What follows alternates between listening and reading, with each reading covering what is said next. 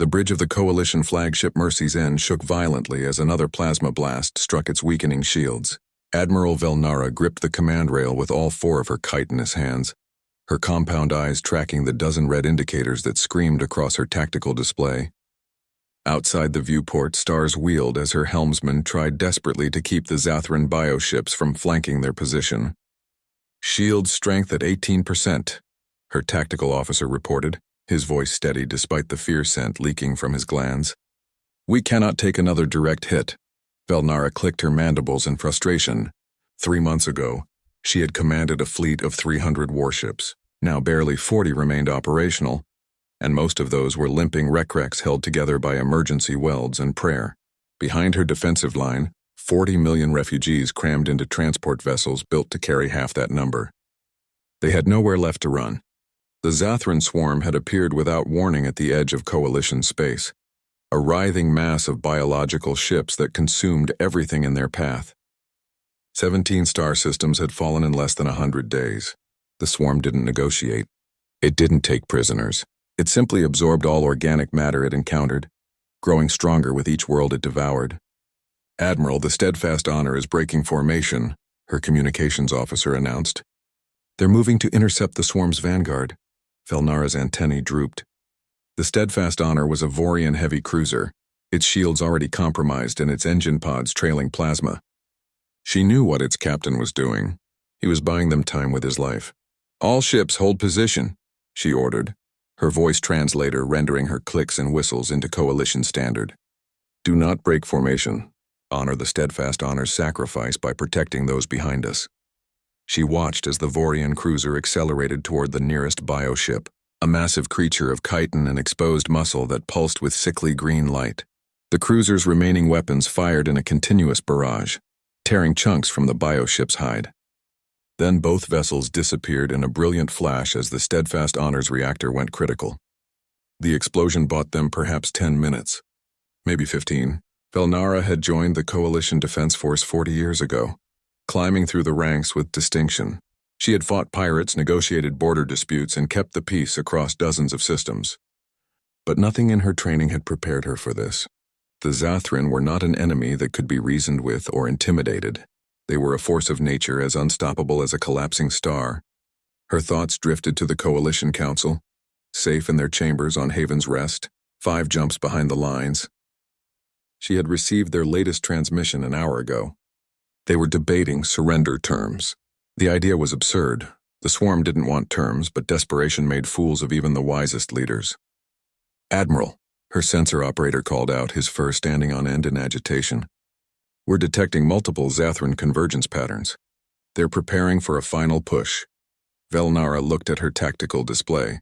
The swarm was gathering itself, pulling its scattered bioships into a massive formation. She had seen this pattern before, at the Battle of Kelzara Prime, at the fall of the Twin Suns. It was how the swarm broke through when it encountered determined resistance. They massed their forces and struck like a hammer, accepting losses that would horrify any conventional military, because those losses meant nothing to a hive mind. All ships, this is Admiral Velnara, she said, opening a fleet-wide channel. Prepare for full defensive formation. Transfer all available power to forward shields. We hold this line or we die here. There is no retreat. Acknowledgements came back from her captains, each voice carrying the weight of inevitable death. These were good officers, good people, from a dozen different species united under the Coalition banner. They deserved better than to die in a forgotten system, buying time for an evacuation that might not even succeed. Velnara began composing her final report to the Council. It was tradition, a way for fleet commanders to pass on tactical intelligence even in defeat. She described the swarm's attack patterns, their apparent vulnerability to sustained nuclear bombardment, and the complete uselessness of biological or chemical weapons against a hive mind. She noted casualty figures, refugee numbers, and recommended fallback positions that might hold for another week. She was dictating her closing remarks when her sensor operator made a sound she had never heard before, a high-pitched whistle of pure confusion. Admiral, I'm detecting an anomaly. Something is emerging from hyperspace. More swarm vessels? Velnara asked, though she knew the Zathran didn't use hyperspace in conventional ways. No, Admiral. The signature is all wrong. It's It's a coalition transponder, but the energy output is massive. Whatever it is, it's big. Velnara's eyes focused on her display as a new contact appeared, materializing from the blue-shifted glow of hyperspace directly above the battle line. For a moment, her tactical computer struggled to classify it, cycling through database entries before settling on an impossible designation. Human, Dreadnought class. Origin, Terra. That couldn't be right. Humanity had joined the Coalition 80 years ago as a protected species. They were artists, philosophers, diplomats. They contributed beautiful music and fascinating literature, but not warships. Their technology was centuries behind the Coalition standard. They had no military presence beyond system defense cutters. Identification confirmed, her communications officer said, his voice full of wonder. It's the TCNS Indomitable Will. They're broadcasting on all frequencies. A human voice filled the bridge, speaking Coalition standard with a thick accent that somehow conveyed absolute confidence. This is Captain Maria Chen of the Terran Confederacy Navy ship Indomitable Will to all Coalition forces. We read your situation. Hold the line. Humanity has arrived. Velnara stared at the sensor display as the impossible. Human warship powered up weapon systems that made her tactical computer scream warnings about power signatures that shouldn't exist on a vessel that size. The TCNS Indomitable Will hung in space like a predator sizing up its prey. Admiral Velnara studied the human warship on her display, trying to understand what she was seeing. The vessel was enormous, easily twice the mass of her flagship, but its design was completely wrong by Coalition standards. Coalition warships were elegant things, built with smooth curves and efficient energy distribution systems. They were designed to minimize waste and maximize performance. The human ship looked like someone had taken a massive brick, covered it in armor plating, and then welded on every weapon they could find. Velnara counted at least 40 visible gun ports, and her sensors suggested dozens more hidden beneath retractable panels. Admiral, I'm receiving a direct communication request from the human captain, her communications officer said. Put it through, Velnara replied, her curiosity overriding her shock. The main view screen shifted to show a human woman in a dark blue uniform. She had sharp features, close-cropped black hair, and eyes that held the kind of hardness that came from seeing too much death. Behind her, Velnara could see the human bridge, a utilitarian space packed with crew members moving with practiced efficiency. Admiral Velnara, I'm Captain Maria Chen. Sorry we're late to the party. The human's mouth curved into something that might have been a smile, but held no warmth. We've been tracking the swarm's movements for the past month. Command finally gave us clearance to join the fight. Captain Chen, I do not understand, Velnara said, choosing her words carefully. We were not aware that humanity possessed military vessels of this classification. Your species is listed as protected within Coalition space. Protected, Chen repeated, and this time her smile reached her eyes, though it was not a pleasant expression. That's a nice word for not trusted with real weapons. The Council thought we were too primitive, too emotional, too unpredictable. They weren't entirely wrong. She leaned forward in her command chair. But we've been around long enough to know what the galaxy is like. We've read the history files. We've seen how the Coalition handles threats. And we decided that if there was ever a real crisis, we'd need to be ready. So we built the Silent Fleet. Silent Fleet? Velnara's translator struggled with the phrase. Ships the Council doesn't know about. Weapons platforms we developed in secret. We've been preparing for this since we joined the Coalition. We hoped we'd never need to reveal ourselves. But then the swarm arrived, and the Council kept losing ground. And we realized that if we didn't act now, there wouldn't be anything left to protect. Before Velnara could respond, her tactical officer shouted a warning. Admiral, the swarm is moving. They're beginning their final assault. The view screen switched back to the tactical display. Hundreds of Zathran bioships were accelerating toward the Coalition line. Their living hulls pulsing with stored energy. They moved with the coordination of a single organism. Because in a very real sense they were. The swarm was one mind spread across countless bodies. All ships, this is Admiral Velnara, she transmitted. Brace for impact. Transfer all power to shields. Negative, Admiral. Chen's voice cut across the channel. Keep your ships back. Let us show you what humans do best. The Indomitable Will moved forward with surprising speed for something so massive.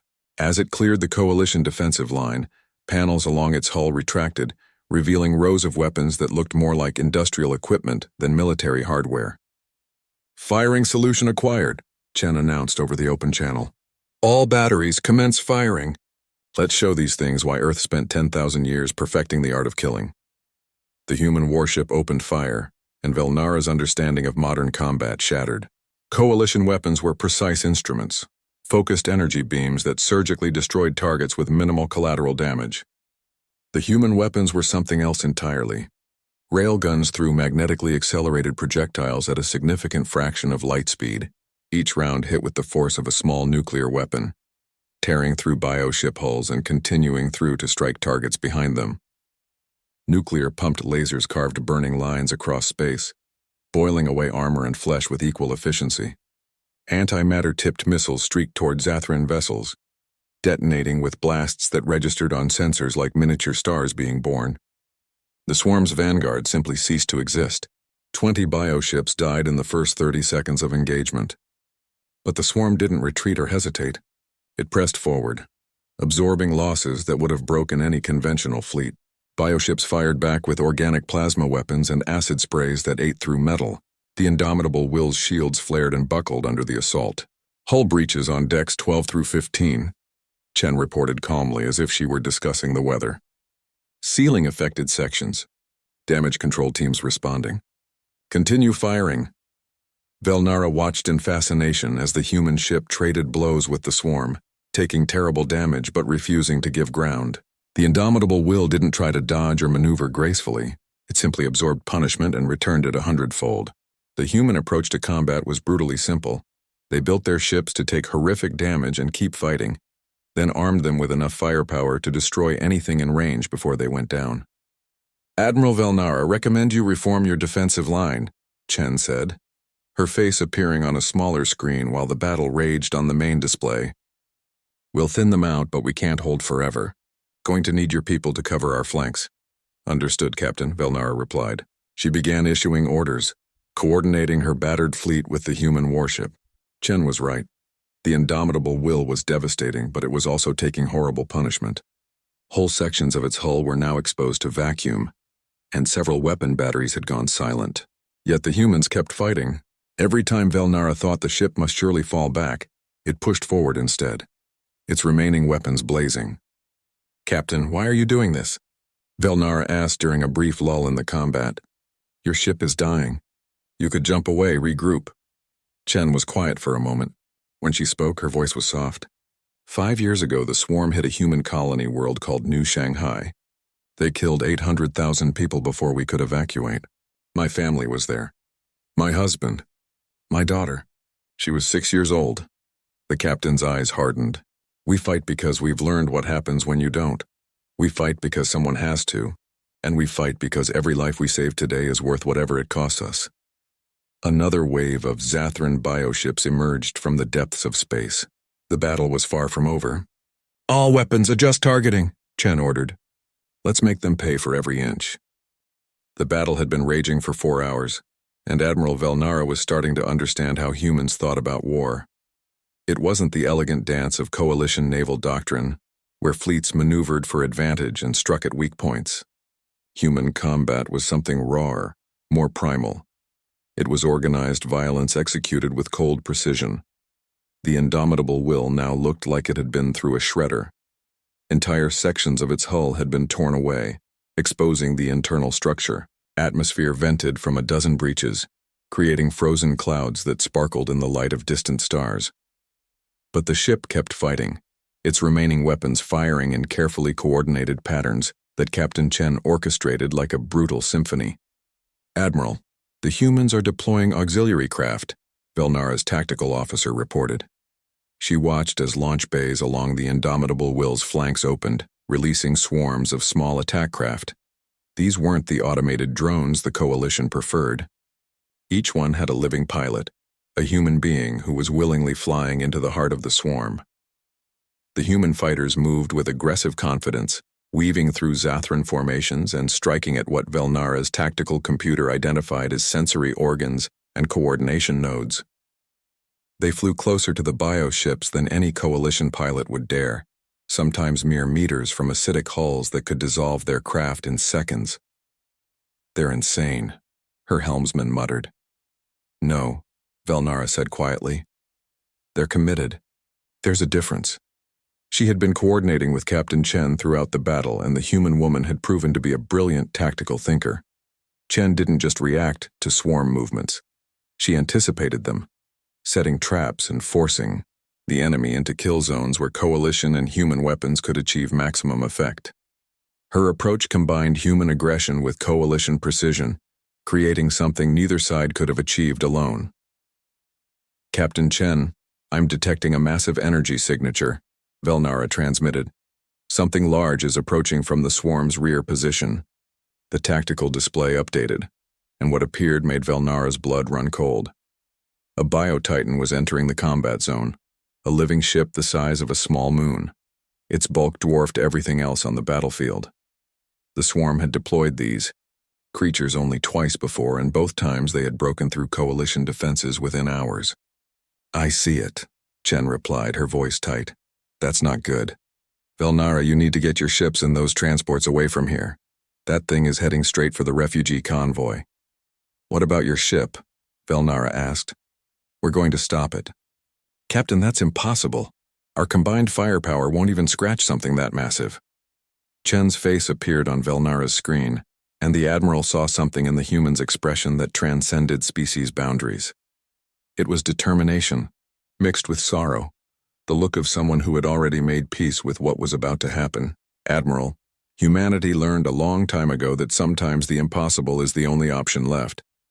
We're going to position ourselves between that Titan and your transports. Once we're in place, I want you to take your fleet and run. Get those civilians to safety. Captain, I cannot ask you to sacrifice your ship and crew." "You're not asking, we're volunteering. This is what we came here to do." Chen's voice softened slightly. "Besides, we've got one trick left. Humans are very good at making things explode." The indomitable will altered course, its damaged engines pushing it toward the approaching Bio-Titan. The massive Zathran creature seemed to notice the challenge, adjusting its trajectory to meet the human ship. Smaller bioships swarmed around it like remoras around a shark. "All ships, this is Captain Chen," the human transmitted on an open channel. "It's been an honor serving alongside you. Tell the Council that humanity stood when it mattered. Tell them we were here." Velnara watched helplessly as the human warship accelerated toward certain death. The Bio-Titan fired first, launching globules of corrosive organic matter that struck the indomitable will's already damaged shields. The barriers collapsed, and the ship's armor began to dissolve. But Chen didn't waver. She drove her ship straight toward the Titan, weapons firing continuously. Railgun rounds tore into the creature's hide. Lasers carved burning wounds across its surface. Missile after missile detonated against its bulk, each explosion a bright flower of destruction. The Titan responded by opening enormous jaws lined with serrated bone, preparing to simply swallow the human vessel whole. "Now," Chen said quietly. The indomitable will's bow split open, panels retracting to reveal a weapon that Velnara's tactical computer couldn't identify. It looked like a single enormous barrel, running the entire length of the ship's spine. "This is a kinetic kill vehicle," Chen explained over the channel, her voice steady despite the alarms blaring on her bridge. "We built it based on an old Earth concept. Simple physics. Put enough mass moving fast enough, and nothing can stop it." The weapon fired with a flash of electromagnetic discharge. A solid projectile, a dart of ultra-dense alloy accelerated to an obscene velocity, shot from the indomitable will, and struck the Bio-Titan dead center. For a moment, nothing seemed to happen. Then the projectile punched completely through the Titan, creating a tunnel kilometers wide that extended from one side of the creature to the other. The Titan's forward momentum carried it onward for several seconds before its massive bulk began to break apart, biological systems failing as critical organs were simply erased from existence. The indomitable will drifted, powerless and dying. Its reactor was offline, life support failing, and fires burned throughout its hull. Captain Chen appeared on screen one last time, her bridge dark except for emergency lighting. "Admiral Velnara, We're abandoning ship. Reactor containment is failing. You have maybe 10 minutes before we go critical. Recommend you get clear." "We're coming for you, Captain," Velnara replied, already ordering her fastest ships to intercept the human vessel. "Appreciated, Admiral. Chen out." Velnara watched as escape pods began ejecting from the Indomitable Will, each one carrying precious human lives away from their dying ship. Her rescue vessels raced to recover them, plucking pods from space even as the swarm's remaining forces tried to interfere. The humans had bought them time. The Bio-Titan was dead, and the swarm was in disarray, its coordination broken. But the cost had been terrible. Velnara looked at the casualty reports streaming across her display and made a decision.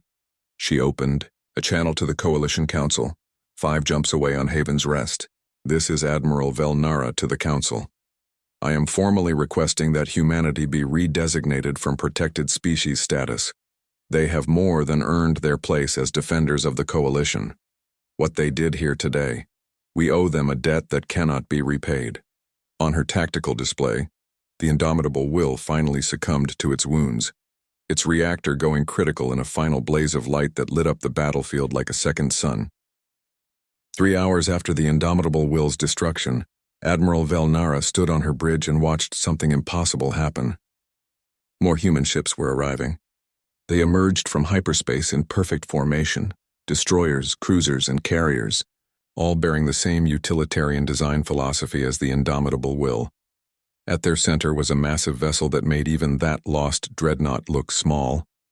Velnara's tactical computer identified it as a supercarrier, a ship classification that the Coalition had abandoned centuries ago as impractical.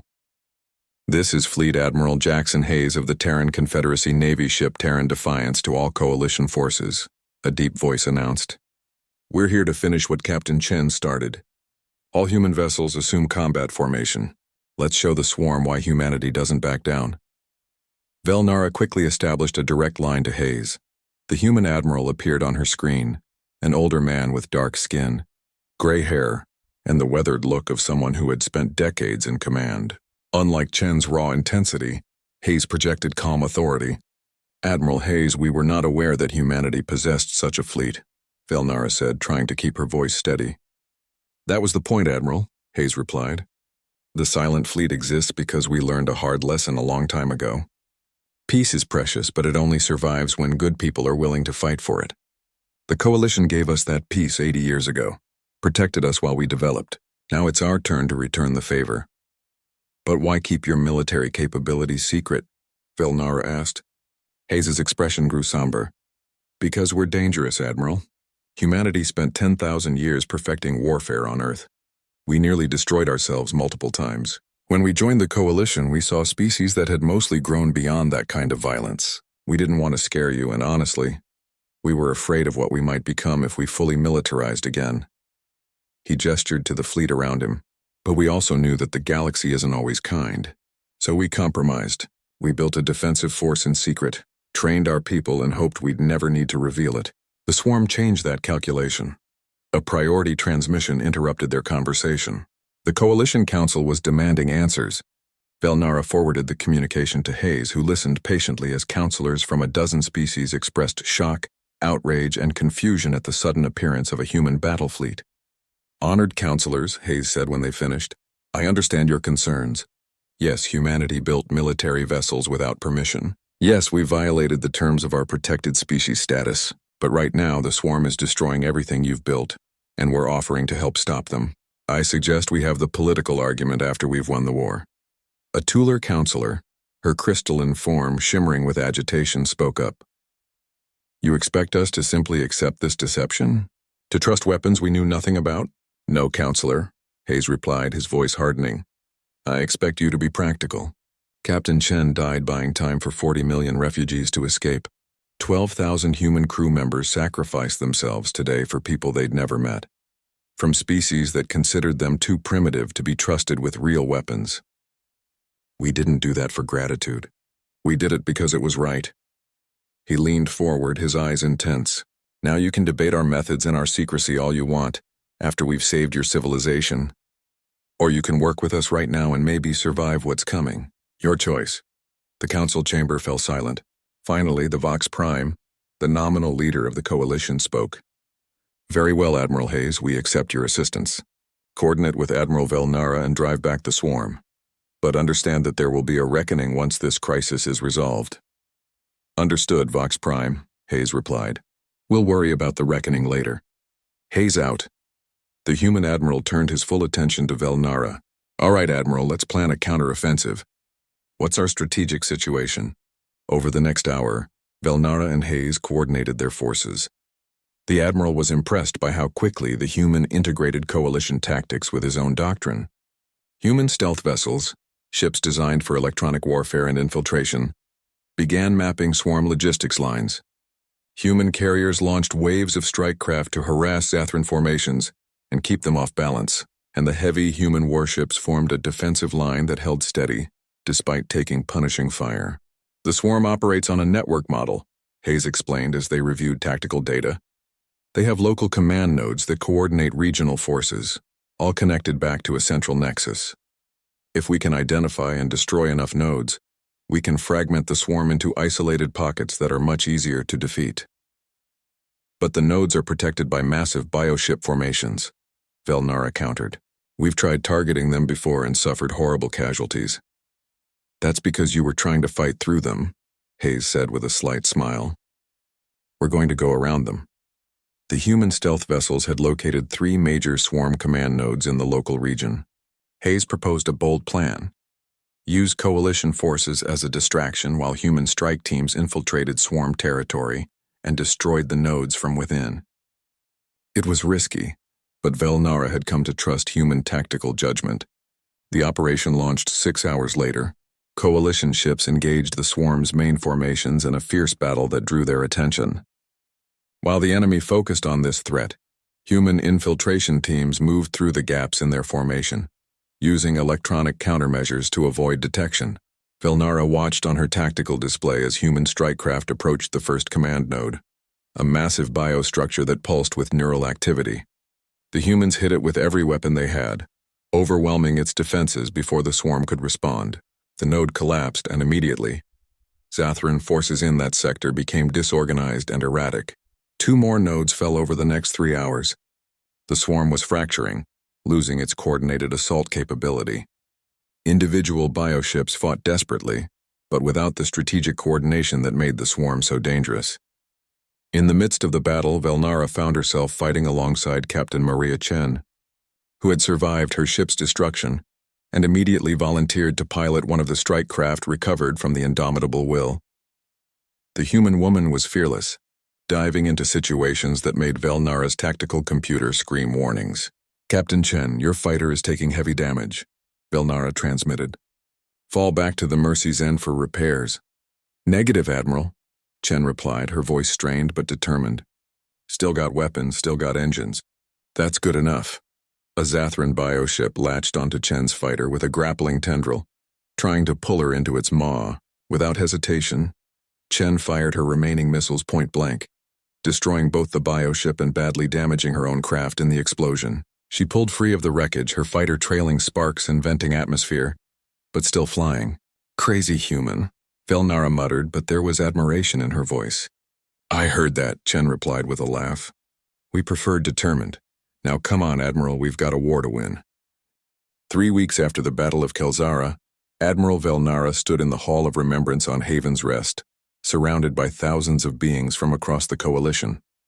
The hall was a massive structure of transparent crystal that allowed mourners to see the stars above, a reminder that those who died in defense of others would always be remembered among the heavens.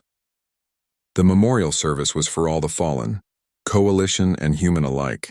12,000 human casualties, 200,000 coalition dead, numbers that should have been much higher if not for humanity's intervention.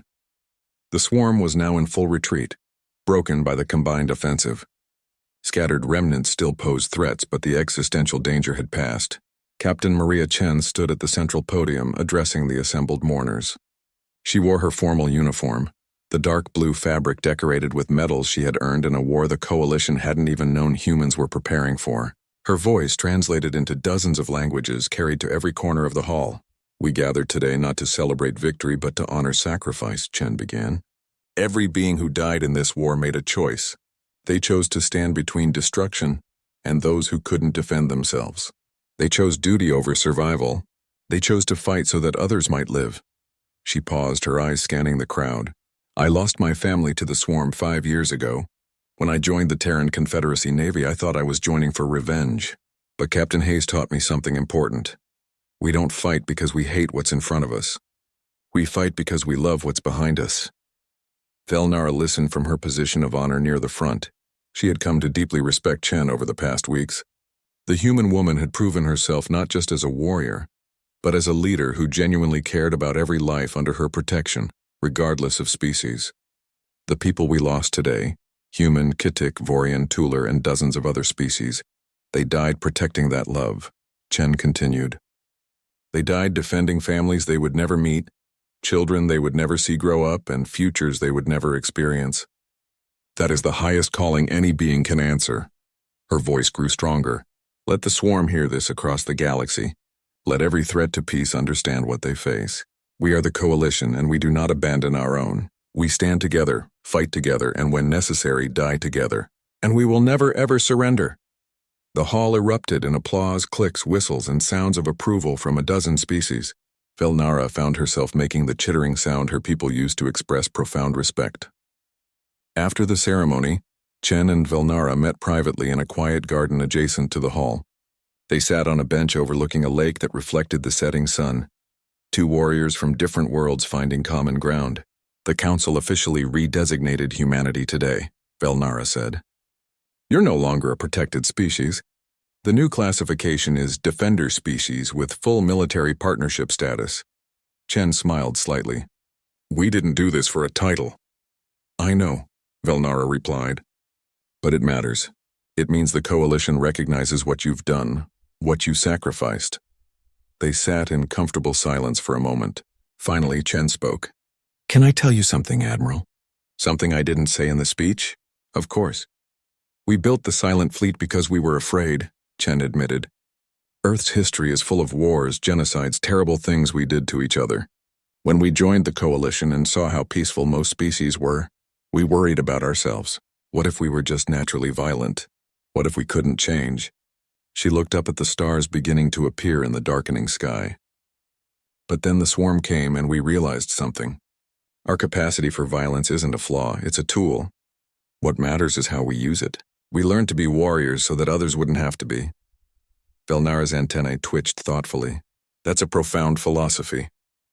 It's a human philosophy, Chen replied. We've always been protectors and destroyers, healers and warriors. The trick is knowing when to be which. Over the following weeks, humanity's role in the coalition transformed completely. Human engineers helped rebuild destroyed worlds, using their practical knowledge of construction and logistics. Human medics treated wounded from every species, bringing techniques developed during Earth's violent past. And human diplomats began the delicate work of negotiating with Zathran's splinter factions, fragments of the swarm that had broken away and now sought peace rather than conflict. Admiral Hayes met with the Coalition Council to discuss the future of human coalition military cooperation. The conversation was sometimes tense as counselors expressed concerns about humanity's secretive nature.